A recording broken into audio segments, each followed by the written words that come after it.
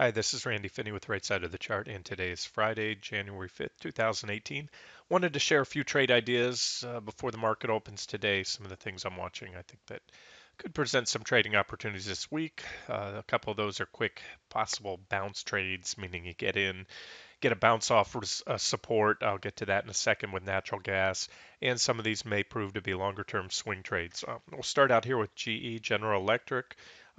This one, as most of you know, has had a very rough year, and recently we had this big, what looked like a final capitulation sell-off here. This move down, and I think I covered this at the time. We had a what appears to be a nice, almost a perfect bear flag continuation pattern. So I think even at the time it was mentioned we had a big drop, and somebody asked about GE. So at the time I mentioned no, I don't think it was a buyback here because we had this sharp move down, a period of sideways to slightly upwards consolidation. That is a textbook bear flag when you have the impulsive selling. And what I stated is if you take to get the measured target of a bear flag pattern, you take the length of the flagpole, which is the impulsive move down leading up to the flag, and then you add that to the highest point of the flag before it broke down. And you can see pretty much to the penny, that is where GE is now. We didn't get it there. We came very close, and I actually stepped in. I have some long-term accounts and bought some GE there, but I'm fine. Held on to it. It made a marginal new low, which is nice. It's nice to see it undercut those lows. Not that you want to see your position get taken out, but forget about having a position. Anytime you see this in a stock, you see an undercut of a low like that, especially after a capitulation type sell off, but then a sharp reversal back above there. I talked on this recently. Gosh, what was I covering yesterday? Something, and again, I mentioned it back in 2016, early 2016, when I was watching gold and GDX. It was actually GDX that undercut the lows in early 2016 before a tremendous rally in the miners. And again, I've seen this in a lot of stocks, so I do like that. In other words, there it is, about right about 1750. We undercut those lows, and look what happened once GE regained it. Very impulsive buying so far, and like I said, met the bear flag projection almost to the penny there. And now we can put a line about 1860 roughly, give or take. And all I'm looking at is this previous reaction high right here. Once we take that out, uh, the exact level, this doesn't always have to be to the penny. Sometimes that'll trigger it. But we have a high right about, yeah, right, like I said, right about 1860 there, give or take. And so keep an eye on G. If it punches up through there, especially with an impulsive move, a solid daily close, you do have a line here. There's a 50-day moving average. You might not be able to make it out on this video. And I think that takes us up at least to the bottom of that flag formation. And that'll be 1982. Not going to do so in one day, not a stock like GE. Anything's possible, but in time. So those are your levels. Solid break, pulse a break, and or a close above the 1860-ish area. Swing traders can target that 1985, and longer term traders or investors could hold out for more. Set your stops, trail stops up. Something else that I like, and I think I mentioned at the time when GE was falling to these levels, is if we look at a long-term chart. This is a 10-year weekly chart with weekly candlesticks, and I believe I made mention of the same thing. We can see the reactions here, reactions back here. We have several reactions around that level. It's not a super well-defined support level, but nonetheless, it is a support level. So there are a few things on this weekly chart that stand out to me as a potential longer-term buying op for GE. Number one, this is the first time, and this is just a these are consecutive or an extended period of oversold readings. It's the first time G has been oversold on the weekly time frame since back in 2011. Back then, if you bought it, I'm just playing the game of catching the lows, but to just kind of give you an idea of the move, that was 130% gain from that point. The last time before that, when we go back, again, this is a decade of price history. Last time we were oversold was a financial meltdown, and again, not that you would have caught the exact bottom and sold the exact top, but you can see the gains are, um, the track record speaks pretty well for itself if you go in when the oversold readings. Now, the thing that I like to say about oversold readings by themselves are not a buy signal. And the reason is because oversold can become more oversold, as it did here, and it can also become or stay oversold for an extended period of time. So what I like to see, especially when we have a deep cross, this we were deeply oversold here, is that cross back up above the 50 level. Sure, in the financial crisis we had a lot of volatility. We crossed back above it there. Everything was in meltdown mode. I don't think anybody would have been stepping in right in the middle there. But after the March of 2009 lows, we had a snapback, and that was your buy signal there. Sometimes you get those one and done tags, so your crossover is, back when we were just briefly below it. Either way, that's what I'm looking at now. So we were flirting with oversold for a while, bouncing right about on it. Came down, we were deeply oversold, and now we're crossing over. And again, that is not a standalone buy or sell signal, but taken in conjunction with everything else here. You have some long-term support, and then you have those developments. More importantly, which I mentioned on the daily time frame, with the undercut of those recent lows. G's been consolidating there, and a lot of impulsive buying recently. So there it is. In longer term traders, you can certainly target some of these targets here.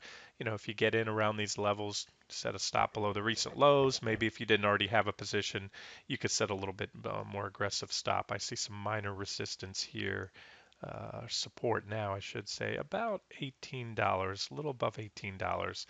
So that would be a tight stop if you wanted to go with that route.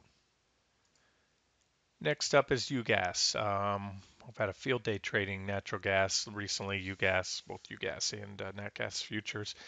We had this bullish falling wedge back here. Prices came back tested, and then a nice rally all the way up here to this 1821-ish level.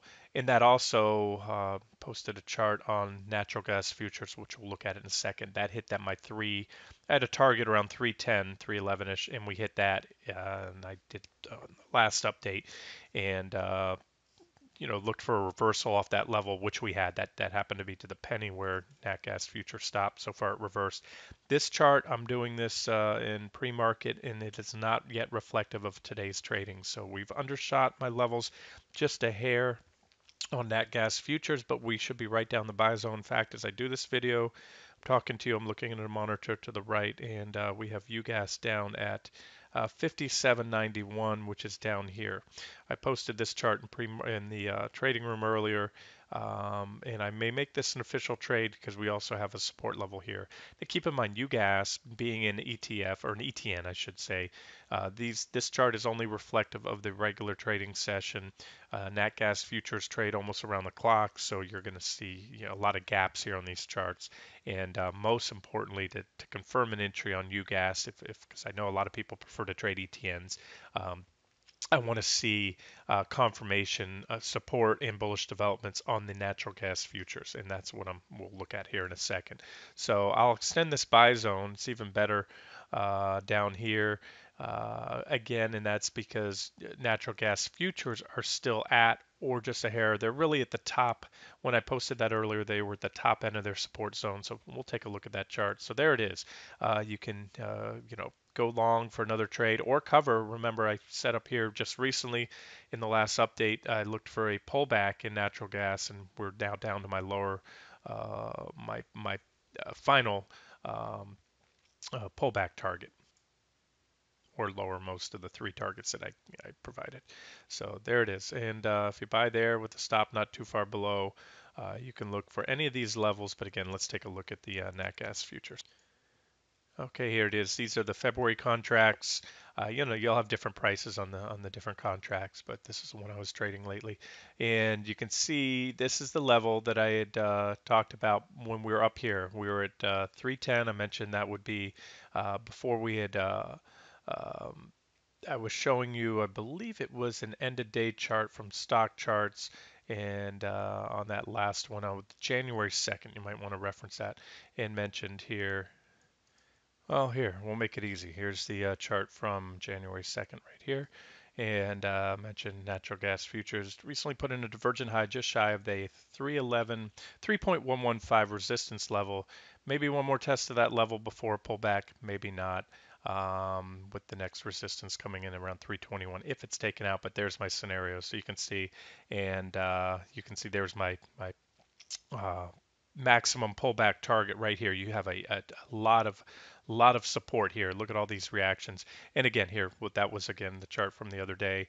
And let's go back to the current chart. So there it is. And I could actually add another line, which I should do here. You put a horizontal line, capture some of these other reactions. You can see down here. So it's really more of a support zone. And now we're at the bottom of that. So, I just reversed this to a long position. Nat gas. Took a long position, should say. Recently just closed out my short position, and I think that's good for a bounce. And if not, then you have a stop not too far below. Again, whether you want to trade the nat gas futures or UGAZ, I showed you some of the levels there, but we'll watch this. So my expectation from here on any bounce. Minimum target is up here, and that level is about the 2.866 level. You can see the reactions there. Those are lines I believe I already had on the chart, and very quite likely we can head up to this level. But right now, at this point in time, the charts are a little whippy. All I'm looking for is a quick bounce trade. Get in, get this bounce. I think it's about a 3% or a little more than a 3% bounce. Triple that for UGAS and maybe step back at that point unless the charts are confirming. I see something in the charts that convinces me to hold out a little longer. So there's a bounce trade idea for you guys. And again, if you're a longer term swing trader and you think natural gas prices are going up, you can certainly just take a position, set a stop, and trail or raise your stops manually as it goes, as it continues to rise. And here's another one that I'm really liking. It's starting to set up nice. This will most likely be an official trade idea for both a swing trade and possibly a long-term trend trade. Those are trades expected to last more than just a few weeks or a few months. This is AOBC as a ticker symbol, American Outdoor Brands Corporation. Most of you will know this company better as Smith& Wesson Holding Company. That's what it was. It used to be SWHC. Last year, I think it was, they changed their name with that whole gun thing. A lot of mass shootings. They wanted to get away from that. And they are expanding. What I like about the company from a fundamental perspective is they are expanding their product line, so they're not so reliant on guns. What's happened with this stock in the past, every time there's a mass shooting, as sad as it sounds, there's a surge in gun sales because everybody worries about a ban on guns. So Smith & Wesson historically has been very volatile, as have some of the other gun makers. But what they've done is moved away, or not moved away from guns. That's still their bread and butter as far as their revenues or profits. But they've also expanded into other outdoor equipment, accessory. I've seen knives, they've clothing, things like that. So company you can look into. Again, if you're okay with that, it's not something you might not see it in a green fund, meaning one of the socially responsible funds. But as far as an investment idea, what I like about this chart, focus on this, we have positive divergence, potential divergence. I say potential because they're not yet confirmed, and that's the reason this is not an official trade idea yet. Watching this, these are momentum indicators. The PPO is still pointing down as a momentum indicator, and that means that divergence could be burned out if the stock continues to fall. But I'm looking at this 1087-ish level, maybe somewhere around $11 start stepping in. So I can see a little more downside, and I left a little room on the lines, and you can move these lines down as well. In other words, if it drops down here, prices move a little lower. The PPO moves lower, the RSI moves lower, but as long as you have these divergences, if this stock gets down here, I think it would be a very good buy, at least an objective buy with a stop not too far below. And targets, these are potential price targets here. And I'll firm that up again if this becomes an official trade. But you can see we're coming up with some long-term support. These are all support lines here. There's really these three lines is what I would refer to as a support zone. So this is somewhere a potential buy zone. And again, I'll just have to keep an eye on the charts, both the daily charts that we just looked at, this weekly chart, the 60-minute chart. But I'm really seeing this weekly chart start to firm up. A couple things that stand out. We are oversold and have been for a while. I'm looking for a cross back above that 30 level. Last time we were oversold was right here. Was certainly a good time to buy. It was a little dead money trade for a while, but you were paid off very well. You got in around $10. It went up to about 30. There's three times on your money, not bad. And last time before that, we were oversold here. Sure, that was a little early to get in, but what happened is we had a divergent low. The RSI we had bullish divergence as prices made lower lows. And so, although you got in a little early, the payoff was well worth it. So again, putting the odds in your favor, and that's all trading is about. The more boxes I can check as a reason to go long or start to, keep an eye on this one, get ready to go long. I mean, one could start scaling in here, but I'm waiting for an optimal entry. Even if the stock reverses on me, that's fine if I don't catch the bottom and I see some type of bullish candlestick reversal pattern, selling climax, something else. Also note here we have a pending, it's not yet confirmed, looks like a pending bullish crossover on the PPO. Those are also good buy signals when you get, especially these low levels, see below the zero line. We had a bullish crossover right here. That was good for a nice gain, nice rally there. We had a bullish crossover there, low level. Here it's flat, so the PPO doesn't tell me much when the lines are flat, but when you have this clear separation and then a bullish crossover, I like what I see here, and that's AOBC. And last one up for today, CMG. I wish I would have saw this just a few days ago, because here's the story on CMG. This is Chipotle Mexican Grill. We had a divergent low. You can see back here we had a divergent low. It goes a little to the left of the chart. So prices were falling. You had nice divergence here, and then you had a breakout. You had a pretty well-defined trend line, which again goes to the left of the chart. There you can see it there. Breakout, back test, and boom, a nice rally from the point it broke out. That was about a 21% gain. This time we have an even steeper downtrend line, looks sort of like a wedge type pattern, but we have most notably, we have this divergence down below, positive divergence, real strong divergence too on the RSI and the PPO.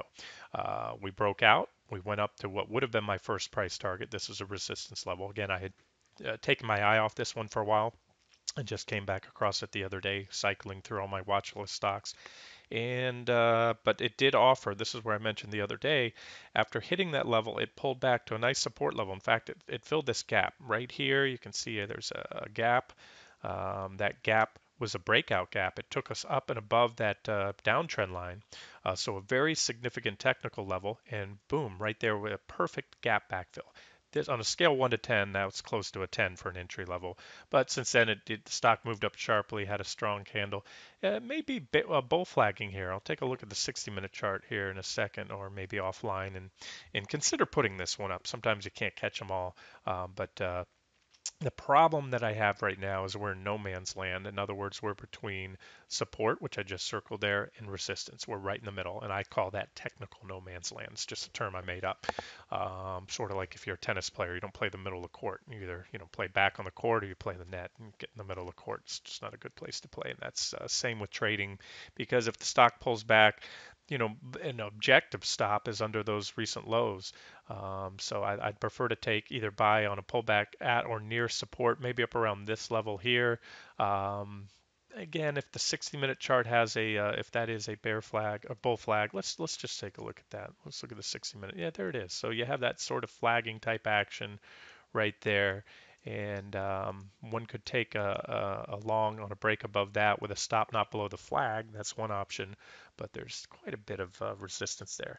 Now let's take a look at the weekly chart. This is what I really like about the stock too. Couple things similar to these other stocks here, things I, just checking in my mental checkbox here. We had oversold, boom, you wanted to be long, certainly at that oversold level. Oversold, again, these are weekly charts, oversold readings. That may not look like much, but to try to quantify it for you, if you went long there, that was a 37% or so rally from this oversold reading. So there it is, guys. I mean, you put the odds in your favor. This stock has only been oversold, meaning 30 or below on the RSI, the weekly RSI, 4 times in the last decade. The minimum rally you would have got out of that is 30 something percent. Most of these would have been, triple digit gains. And not only were we oversold, we're oversold at support. I have this 280 support level, and I don't know if some of you might recall back in, well, let's see, let me pull this chart is dated. It's just off up on top of the screen here. Maybe I can scroll down for you. There it is. March 20th, 2016. A member in the trading room asked my thoughts on CMG if it was a buy, and my answer was no. Reason being is I noted this on the weekly chart. You had a bear flag pattern. You see this bear flag right there, and I drew this chart out, posted it in the trading room. There's the flagpole, which is a measured move, or the impulsive move leading down to the flag. There was a measured target right down to 280, which also came in with some support, and so the bear flag target has now been met. So again, back to that chart, come full circle. That was over a year ago. There it is. We've hit the target. Took a little while to do so, but that completes that patterns measure target. So again, these are just check boxes in my head, mental check boxes. One reason we've met a measured target of a bear flag pattern. We're at support. It's mild support, but I don't see a lot of strong support on this chart anyways. And we are also oversold. So there's a pretty decent case based on the weekly chart. And again, I already went through on the daily chart the reason for that. So I'll keep an eye on this one, and I hopefully this video kind of talks. When I talk through these, I can put a lot more, uh, of my reasoning behind a trade in a video by talking it through than I can usually just posting this with a chart and a few comments on the front page. So those are the trade ideas for now, and if any others pop up, I'll be sure to post them on the front page. This has been Randy Finney with Right Side of the Chart. Hope you enjoyed it.